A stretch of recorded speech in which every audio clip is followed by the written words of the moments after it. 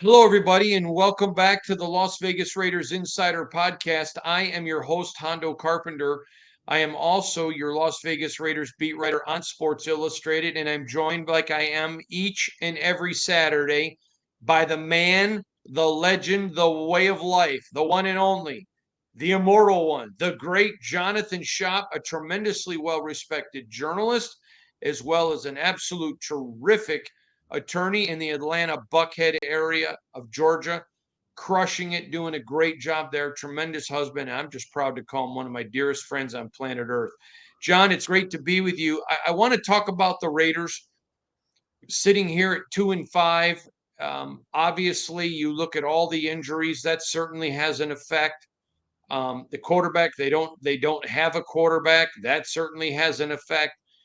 And then you go and you add the greatest player, many believe, in the history of the National Football League in Tom Brady, who's going to have a big voice in ownership. You don't know what that's going to look like moving forward, but you do know, and we've reported he's going to have a significant voice.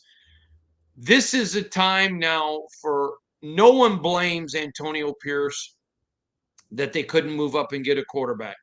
Nobody blames Antonio Pierce that one of the best defensive tackles, Christian Wilkins, out. Nobody blames Antonio Pierce that Malcolm Kuntz, the emerging superstar defensive end, never got to play a down of the regular season. I mean, so many injuries. He's got an offense that's struggling, and he's a defensive minded coach. But this is a chance for him in the midst of this chaos to shine. I believe in AP. I think he has the intangibles to be a very good coach. I feel bad for him, the situation that he's having to deal with, but it's the reality. It's the National Football League. 2-5, staring at 2-7 in the face. They could win tomorrow. They could win the next week in the Natty. Highly doubtful, but they could. The point of the matter is, this is a chance for him now to shine. And whether it's making bold decisions with his staff or others, this can also be it doesn't have to be a death sentence to his career. No, it's probably relatively early on still in his head coaching career. And hopefully he can deliver the message that needs to be heard by those players that are going to be playing in these coming weeks. I am curious to see what kind of message he does deliver, because this is an opportunity likely for some guys. And he could lay out to them, look, some of you guys are going to have the opportunity of your lifetime. Somebody, or hopefully more than one of you, is going to turn their professional career the rest of this season by what you do, by what you show, by what you put out on tape, whether it's here with the Raiders or elsewhere. You're going to have an opportunity to make your career and really have a major impact on your family with what you do over these coming weeks. We have the opportunity, everybody does, to mail it in. We see a little more mailing it in at the NFL level than we've seen in past decades. And I think we'll see that later in the season when you see margins of victory getting pretty stretched out. But you've also got a real opportunity to turn and make yourself a career. There's somebody out there now on the Raiders roster who people probably don't even know, who can get himself going and get his career off and get his career to a next level. I think that's got to be a lot of the sales pitch for Pierce to get them to play as hard as they need to play. That's really when you're looking at evaluating the coach, how hard can he get these guys to play? Can't be 100% across the board. These are not, I mean, for God's sake, people you can't even control 100% of your horses or your dogs or your cats. You can't even get them to listen to you, let alone humans. You can't get 100% of them to do what you want, but it's an opportunity for him to set a tone, to set a standard, to set an expectation, and to kind of further put in his footprint in the sand of how it's going to be with the Raiders under Antonio Pierce. Looking back, when we look back at this period 4 or 5 years from now, it's going to look a lot more important than it seems as we sit here, like you're laid out with the record, what it is and where it might be. Let's talk about Brock Bowers. He certainly is playing like the best tight end in the NFL. I don't think it's fair to Brock to call him the best after 7 games, but he's certainly playing like it. This is a guy you're very familiar with because he's from the Bulldogs, which is in your neighborhood. Even though you're not a Bulldog fan, you're very familiar with him. I don't think it's fair yet to anoint him the best. I think he's clearly playing like it. I'm trying to give the kid a little breathing room because he's a rookie, and rookies at some point. I mean, the guy's playing like a seasoned veteran, but rookies make rookie mistakes, and at some point he's going to make one. I want to give the kid some breathing room, but he is everything that we thought he would be. He was a superstar, a generational talent. I applaud Tom Telesco, who could have traded out of 13 to get him, who could have done a lot of things to maneuver, and boy, everyone would have said, "Woo, good job! Look at you. You picked up a bunch of picks." No, he stood his ground because he knew how good he was. This is a kid. If you weren't going to get a quarterback, go get a generational player. The Raiders did. How good is Brock Bowers? Well, he's already changing the game around him. You're seeing, for obvious reasons, defenses having to game plan around him. What he's got is a physical mismatch. He's got a size mismatch and a speed mismatch. And he makes a whole lot of sense given what the Raiders have right now. And he's going to make a whole lot of sense in years down the road. You look around the league at the reaction to Bowers and what you hear, and it is really simply the truth. There is a reason that it appears like the Chargers were considering taking him in their spot way up there. And had they taken him there, I don't know that it would have been panned as a bad pick. There is a reason that a lot of folks here in Atlanta think, oh my God, what if the Falcons had Brock Bowers right now? How would that change the equation and actually put them into a position maybe to be a serious contender? And there's a whole lot of other teams, not every single one before the Raiders in the draft, but a whole lot of other teams that are going to be asked for years and years how they didn't take this guy. All the signs were there. The pedigree, the program that he came from, you got to tip your hat to what Georgia was when he was in that building, because a lot of what we're seeing from Bowers this year was built during the practice weeks at Georgia and built during the big time games at Georgia. That's why it's not like this is a guy trying to learn how to hang at the NFL level. This is a guy that's come out of the gates swinging and landing haymakers, and he's drawing double teams when he maybe should. And he's showing signs of developing.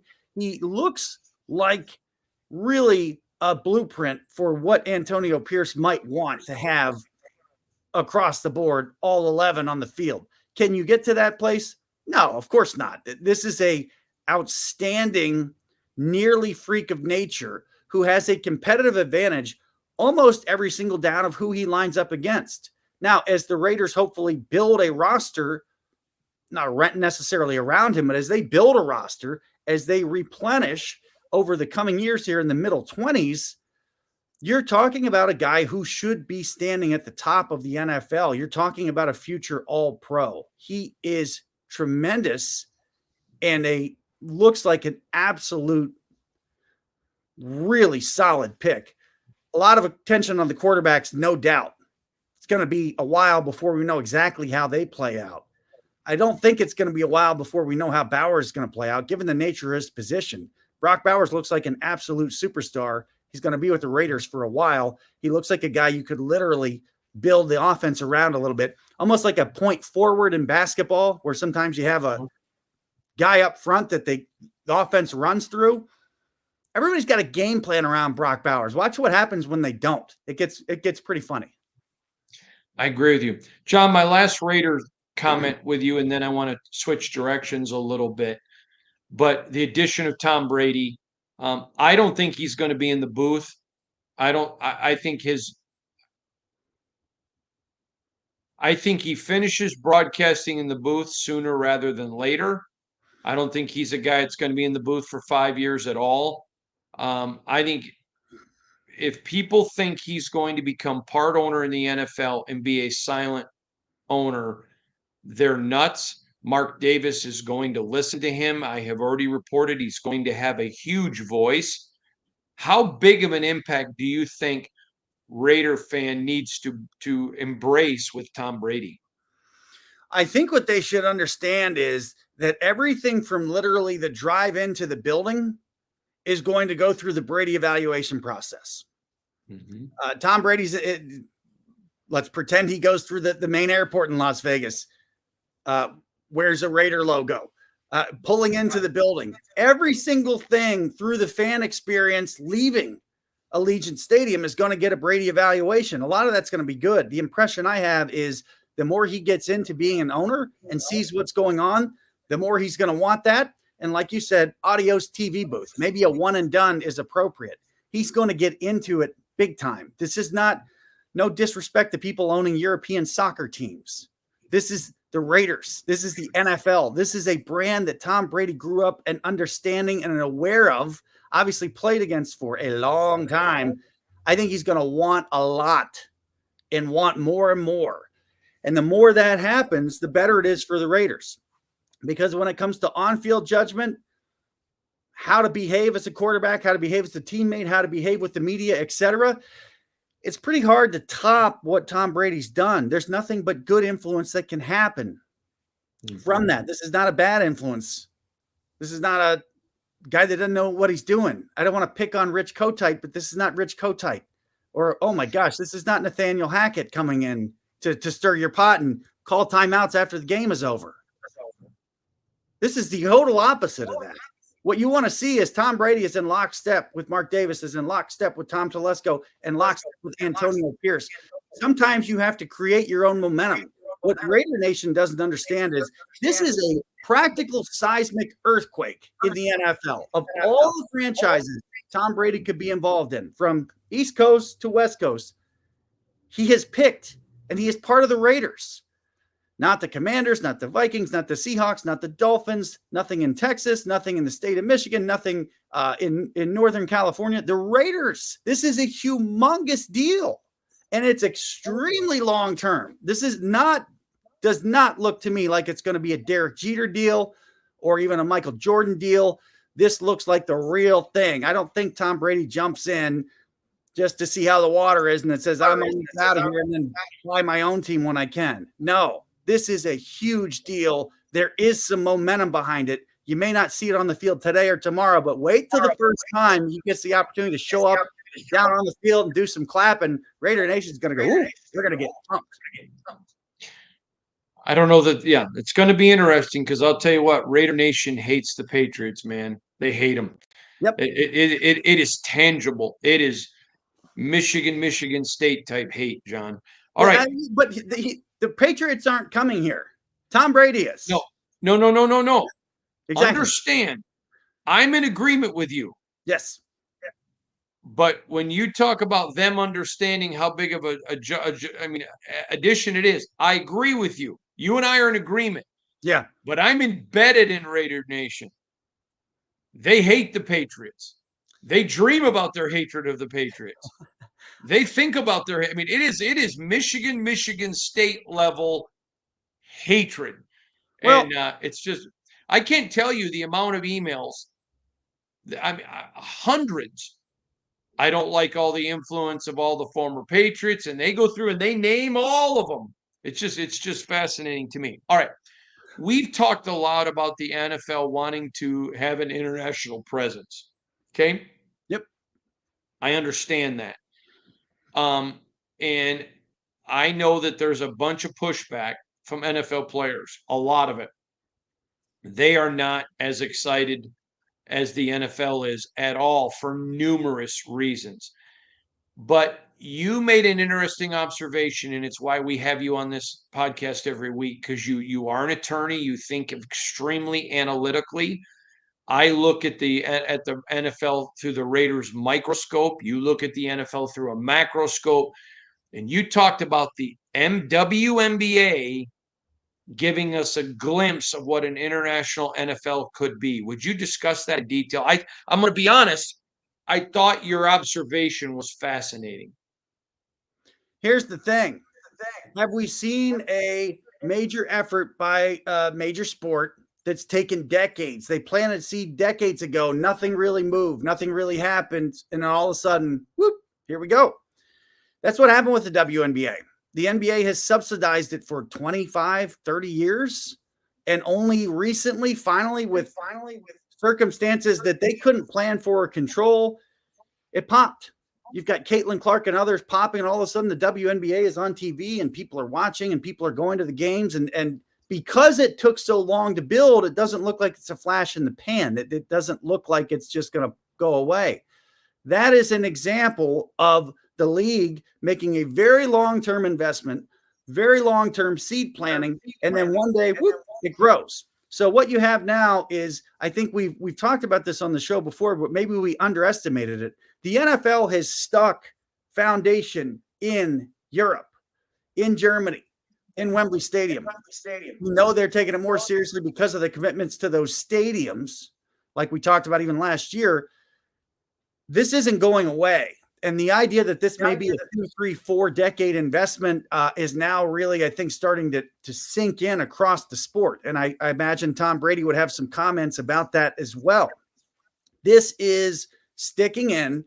I think it's an investment for multiple decades. And if you're looking at an example to compare to, like, how could this work? Look no further than the WNBA.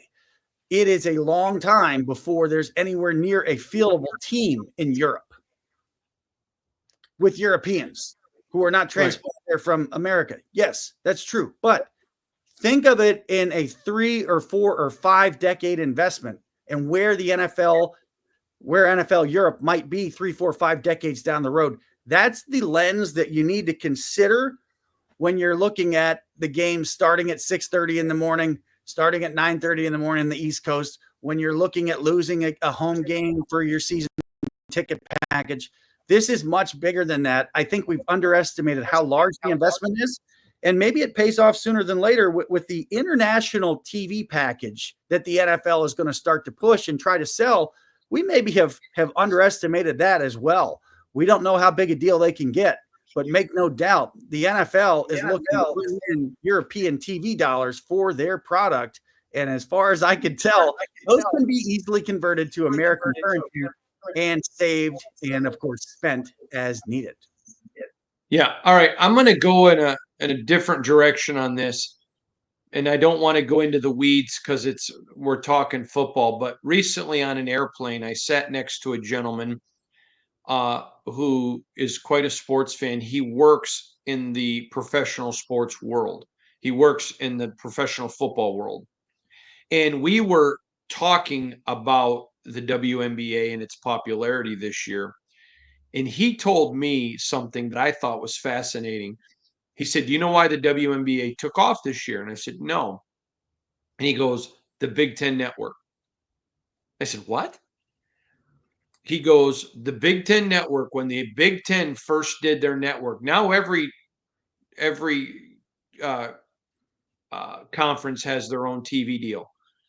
He goes, "But it put all of these minor sports." He goes, "Now you see volleyball on regular TV." He goes, "Now you're seeing college baseball, not just the World Series on regular TV." He said, "You're seeing soccer on TV." And he goes, "It's all the conferences, but once they got TV exposure, and then people realized, okay, these are still good sports too." I thought that was fascinating that he credited the Big Ten for not just women's basketball, but he talked about volleyball and everything else. All right, let's move along. Obviously, Jax of the city. Talk about that. Big move in Jacksonville. They're going to do this whole stadium thing. The mayor in Jacksonville is very aggressive about it, very pounding the fist, like, here we go. We are somebody. We are Jacksonville. I'm leery on the whole thing a little bit. Jacksonville's not a big area. What is going to be interesting to me is, where do they play the games during the seasons of construction? Obviously, the Citrus Bowl is the answer. It's in the middle of Central Florida. It's been recently updated. It's a major stadium used for high school bowl games, etc. I'm sure they'd want a Super Bowl. I don't think they're ever going to get one at the Citrus Bowl. But, you know, the owners approved the $1.4 billion stadium for Jacksonville. It's just interesting. Here's one interesting thing that it's always stood out to me. They add, first of all, they have the Georgia-Florida game in that stadium every year, which is beyond ridiculous. Beyond ridiculous. World's largest cocktail party. It's beyond ridiculous for Georgia and Florida to have it there every year. Put that aside. Those two schools, are you kidding me? That's your number one rivalry and you go to a neutral site? Get out of here. But they have to bring in extra seats for that game because of the demand. And apparently the new stadium is again going to have the opportunity to bring in extra seats for the demand. Does that make any sense? We have a stadium where we have to bring in extra seats for the demand of college. What are you're saying that you're already second place to the college game between Georgia and Florida? I don't know how this is going to go for Jacksonville. I'm not sure how stable any of this stuff is. I hope the city of Jacksonville doesn't get hosed. I hope the state of Florida does not get hosed on this thing. It just seems a little bit weak and soft. It's not a knock on Jacksonville. It's just not a very big metro area. If you look at the demographics, the population for the 32 NFL franchises, you're going to find Jacksonville is very, very near the bottom. And of course, it's not set up and owned like the Green Bay Packers are. And obviously, it has 0% of the history that the Packers have. It's strange a little bit. There's a lot of chest thumping going on in the low country, which is fine. They got to get that franchise straight. They got to maybe get some checks and balances in there so people aren't ripping them off. We love Trevor Lawrence. We love him. Big head, big hair, big future. Is he going to be there in 2028 when they open that stadium? If not, how does that look? It's a strange project. Big renewal in Jacksonville. Let's see how that goes. I'm not sure how great an idea this move was. All right. I want to move to a topic that we, like a lot, have been out ahead of. We've talked about expanding the rosters that the NFLPA, and by the way, I've told you this many times. The NFL players are not real pleased with the NFLPA right now at all. I've had multiple tell me that. They're not going to say it publicly, but they feel that way. But it's time to expand rosters. When you look at the mediocrity in the NFL, I know that Goodell likes to call it parity. I call it mediocrity. If anyone needs an argument why the NFL should not expand one more team, it's the fact that they don't even have enough quality coaching and players now to fill 32 teams. It's like years ago. I was talking to a guy who, Warren Spahn, and one of the greatest pitchers of all time. He lived in Hartshorn, Oklahoma. I had lunch with him and fished with him. Wonderful man, just a wonderful man. And we were talking about how the game has changed. And he went on a tirade. Now, when I say a tirade, he was a very gentle man, but he couldn't believe this the modern game. So I said to him, and I asked him this question. He asked me if I like baseball. And I said, I grew up loving baseball. I said, but when I take my kids to a minor league game and the guy's got a no hitter in the seventh inning and they pull him because of his pitch count. And he begins to tell me how back in his day, if you were the starting pitcher, you were expected to pitch the game. Now, they maybe would bring in somebody in the ninth inning. He goes, but you had to pitch hundreds of innings. That's just what you were expected to do. And he talked about how the modern game has expanded so much. He goes, the stats now don't even really matter. I thought this was fascinating from Warren Spahn. But he said to me, when you look at where the Major League Baseball is today, there are guys playing in the big leagues because there are so many teams that back in my day would have been single A players. He goes, so you got a great hitter. And he named a couple of the great hitters of that day. He goes, those guys are great hitters. He goes, when people say, could this era compete with mine? He goes, there's several players here who could. But our era would win more games because we had a less of a pool. The NFL they need to expand the rosters, but John, no more new teams. There is mediocrity in the NFL. Let's talk about expanding the rosters. It's a weekly thing now. I see examples of it. We're going to keep them coming. One of the great arguments to expand the rosters is to continue to actually develop players. There's no replacement for actual NFL game experience. There really isn't. We see that when you pull guys off the street and maybe they have a good week here or there, but how's it look a couple weeks down the road? How's it look last year for the Dolphins in the playoffs? Ridiculous. Let's go with this week's example. It's really unfortunate. You go from having a real chance to beat the Ravens as Tampa Bay. Mike Evans catches that touchdown healthy. All of a sudden, they're in a serious competition to have a chance to beat the Ravens. Evans gets hurt. The next one's intercepted. Fast forward to the end of the game. Chris Godwin is out there and has a massive injury that has ended his season. And asked after the game, Todd Bowles, what was he doing in there where the Bucs trailed by 10 with less than a minute? Look, coach is coach. And that's basically what he said. We're just trying to win the ball game. We're still down 10, trying to get extra points. Kick another onside kick. It just happened. We've got our guys. We're playing everybody we've got. It's unfortunate he got hurt. We feel bad about that, but he's a football player. He wanted to be in the game just like Baker and everybody else wanted to be in the game. Of course, coaches have to coach, players have to play. If the roster was expanded, is that guy in that game at that time? I don't think so. So Aiden Hutchinson the week before, Chris Godwin this week. The problem is there's such a dramatic fall off. And the fall off occurs because there's only 53 on the game day roster. 3 deep at each position plus 4 specialists is not asking too much. Maybe the Cleveland Browns is another example. We don't even need to go there with their quarterback situation. Obviously, look at the Raiders situation. They've got to go find quarterbacks. This is ridiculous. It doesn't have to be that way. It shouldn't be that way. This is the number one entertainment product in the country. Again, it's like we're shooting the major motion picture for next summer. Somebody gets injured and we got to go off the street. We don't have a supporting actor. Ridiculous. Godwin is the example this week. It'll be somebody else next week. It hurts the sport. It hurts the overall competitive integrity of it. And the players should be irritated about it because they want to win too. A lot of those guys really do want to win. They want the best for their team. What happens when you lose a star like Chris Godwin for the year, who otherwise would not be out there?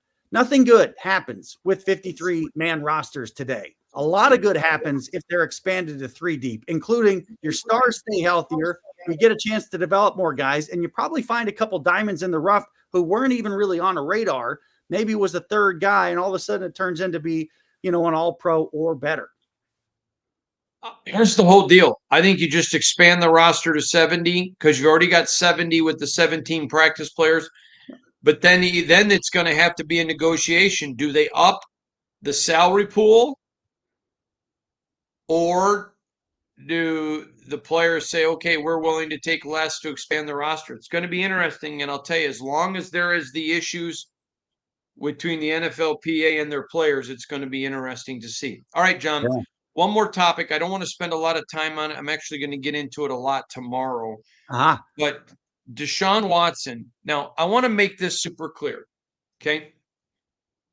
Separate the off the field, which is almost impossible to do, okay? We understand the off the field is the off the field, and it is what it is. I thought the Deshaun Watson signing was the worst contract in the NFL. That is universally lauded among NFL executives. The Browns were hated for that deal. Forget the off the field, just the deal itself. But when the guy goes down injured, he sat out his punishment from the NFL. I understand people don't like him because of the off the field, and I get that. But Browns fans cheering his injury was a terrible look for the franchise. Listen, there are people, John, that I may not care for, but I don't wish them ill will. But when you look at them booing it hurt them. It's going to hurt them with free agents. Now, granted, they can still overpay and get anyone they want. But it was not a good look when their fans are when their players are calling them out. Not a good look for the league or the Browns. Again, we're not discussing the off the field because there's nothing to discuss. We know what that is. I'm just simply talking about the booing them off the field. Your thoughts? My thoughts were that this was frustration from the fans about more than his play on the field. You got his play on the field, play off the field, and obviously the owner, who is now in the running to be a bottom 5 owner in the NFL. I mean, he's in that mix, but he's coming on strong. So we've got what's going on in Phoenix. We're watching that like a hawk. We see the Jets doing their thing, but Haslam is really starting to move up that list towards the bottom. That's what this was. I understand the player's reaction. It's human to react that way. Watson probably can handle it. It's got bigger fish to fry as far as trying to recover rehab and really he's got a lot of work to do to turn his career around as a professional football player and quarterback. I look at a bigger picture on this, and my idea, my point was that I'm not excusing the fans at all, but I think they're booing a lot more than just this injury. They're not cheering the injury. They're really frustrated because of, like you said, not only did they set the market with that contract, which was a total disaster, so they brought other teams down with them. It just hasn't worked. So I don't think it's as much a personal attack on Watson, the reaction, as it was a bigger picture, including the owner. That's just something to keep in mind. No, I agree. I just think it was such a bad look when your players are coming out trashing their fans. Yeah, you know what? And by the way, I don't know anybody in the NFL that would agree with one thing you just said, that he's making a case for bottom 5. They all think he is in the bottom 5. Safely. He's trying to move up there. He's trying to knock on the door at number 2 and number 1. He's like, don't forget about me. I may be the second worst owner in the NFL. Listen, I want to be up there in consideration. This is one of those great examples of maybe just saying nothing was better. And, boos are louder than silence. So hopefully out of the 70,000 fans or so in Cleveland, most were not saying anything. This would have been a time to just say nothing, like your mom told you when you were a kid. If you don't have anything nice to say, don't say it at all. Maybe that's a nice reminder for the Cleveland fans who were booing him. Maybe just don't say anything. That would have gone better. Silence would have been better than boos. All right, let's talk about each week. We do our featured foursome. This week we're going to do the 4 and an extra point. But let's talk about where are we on the year, John? +2 right now. +2. I am +2. Took 2 of them last week, which had to sting you. Going that Giants Kool-Aid. Woo! Woo! Oh, that was not mixed well. Let's just put it that way. There's some good ones this week. Again, week 8, dialing up a little bit. Let's talk about people that matter at the top of their divisions. Buffalo is up 3 in their division. I would call that a commanding lead. They are going to Seattle. The Hawks are up 1 in their division. Using the Parcells logic, the team that can afford to lose least is the Seahawks. Seahawks upset the Bills. Buffalo. Indianapolis is a team. Houston is a team. They're in the same division. Division games count more than one. We can talk about this in the future, and I want to hear what the people have to say too. How much do division games count? Do they count 1.5? I don't think so. Somewhere in there. To me, I think division games may be worth about 1.25 or 1.25 per contest. And I say that because you've got 6 a year. Because of tiebreakers, they're really worth more than 1. This is a great example. Indianapolis at Houston. I'm going to steal your logic here and take the home Houston team. They're going to bounce back and beat the Colts. Me too. I don't even think this one's going to be close. Philadelphia at Cincinnati. This is nearly a must-win for the Eagles. They easy to get up last week for the Giants. It's a rivalry. It's down the road. Saquon Barkley, etc.